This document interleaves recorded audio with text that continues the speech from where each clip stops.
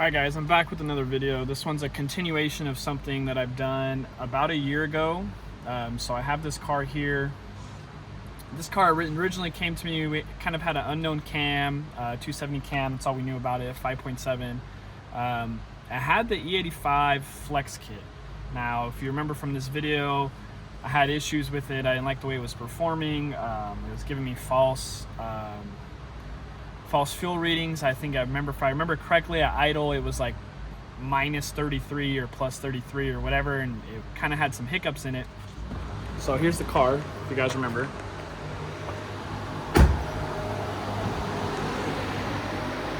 Okay, so what the owner did, he went ahead and he removed the flex kit completely removed the flex kit. He put on hellcat injectors,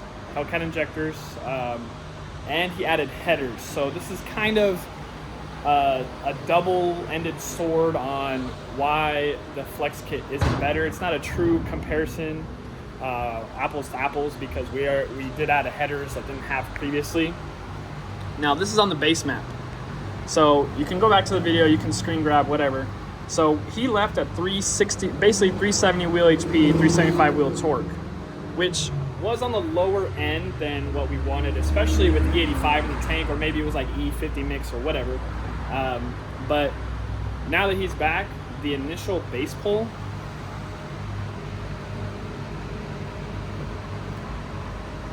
so we're up 40 wheel HP, almost 30 wheel torque on the base tune, same cam, same motor, same intake. We just swapped those injectors, added headers, and whatever cam is in this one, it is shining. So we're revving all the way out to 6100 and it's still building power.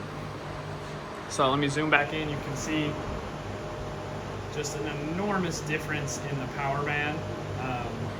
So I'm gonna hit a couple more pulls. I don't know if I have my tripod with me actually. So maybe I'll do pulls from the inside. This is Dre's car, by the way, in case any of you followed him after that. And then we'll see where it ends up. I don't think it's gonna make too much more. It is hot, it's like 95 degrees. In here, the intake temps are like 105, so it's pretty hot. But from the outside looking in,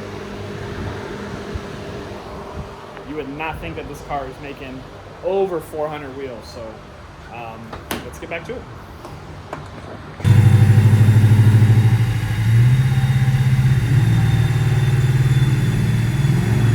Here we go.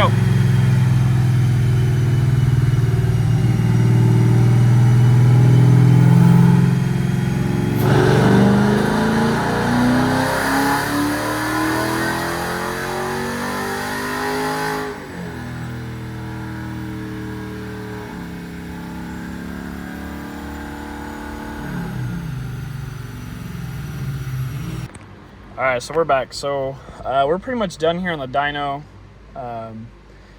Like I mentioned all the time, I usually know when to stop when I'm about 3-4 pulls where it's super consistent. So you can see, even though that last pull made 415, 399, that's after like 7 or 8 pulls. So the heat soak motor. So this car is definitely making 400 torque, 415 wheel HP. So it's a big jump in power. If we're looking at just the schematics, it's 40. What is that? 44 more wheel HP and almost 25 more wheel torque, just having the dedicated E-tune with some headers. So I get a question a lot, are headers worth it? Headers are always worth it with a tune, and this car also has high flow cats. So that number's with headers, high flow cats. So we're pretty much done here. Just kind of wanted to send you an update of how this car is doing. It's obviously doing much better. So I'm gonna have them unstrap it, and we're gonna take it for a test drive, make sure everything is running how it should, and then it'll be ready for Andre. He'll probably be here in about 30 minutes to pick it up. So thanks for watching. All right, before I sign off, let's take a look at the final numbers. So this represents peak power, right? So like I said,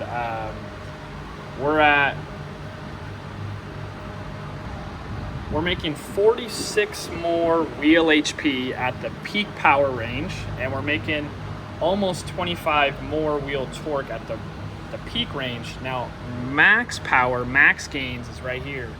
So this is at 6,200 RPMs. The car is now making 414 wheel HP, when before it was making 360 wheel HP.